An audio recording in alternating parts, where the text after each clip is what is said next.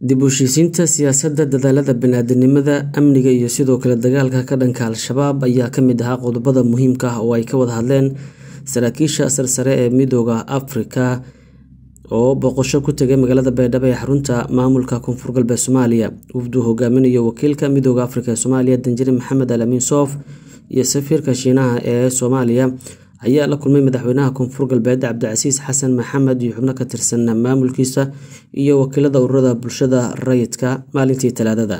Waxaan ka wada hadalnay xaaladda amniga, midnimada dhuleed, taageeridda dadaalada xasilinta ee socda ee ay bilowday dowladda federaalka Soomaaliya iyo dagaalka ka dhanka al-shabaab. Danjire Soof ayaa yiri kulankaasi oo uu ahaa mid albaabada ay u xiran yihiin, waxaana looga hadlayay arrimo badan oo ay qayb ka yihiin howlgalka ka dhanka al-shabaab iyo diyaar garowga socda si loo daboolo dhamaadka bisha Juun howlgallada ka socda deegaanada Koonfur Galbeed.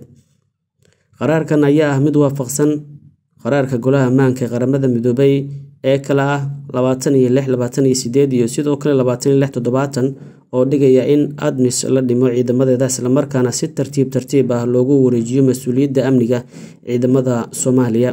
General Sam Okiding, taliyaha booliska ADMIS, Halresio Kanu iyo taliye ku-xigeenka ADMIS u qaabilsan howlgallada iyo qorsheynta General Marius Ndagamba ayaa sidoo kale kulamo gaar ah la yeeshay ciidamada difaaca qaranka Itoobiya iyo saraakiisha ciidanka booliska ee Ghana FPU ee ku sugan magaalada Baydhabo ee xarunta maamulka Koonfur Galbeed. Labada shir ayaa diiradda lagu saaray daryeelka saraakiisha, xaaladda amni ee dowlad goboleedka iyo howlaha ADMIS ee ka socda gobolka.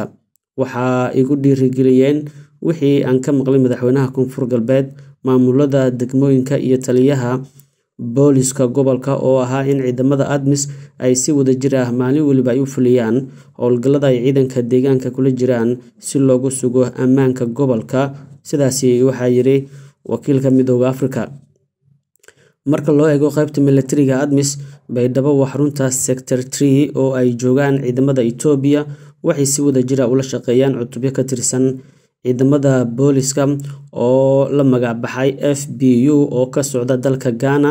Saraakiisha booliska shakhsiyadeed Danjire Soof ayaa ku bogaadiyay ciidamada Itoobiya iyo kuwa booliska ee Ghana sida cajiibka ah ee ay uga qayb qaateen amniga isla markaana ay uga hortageen khataraha.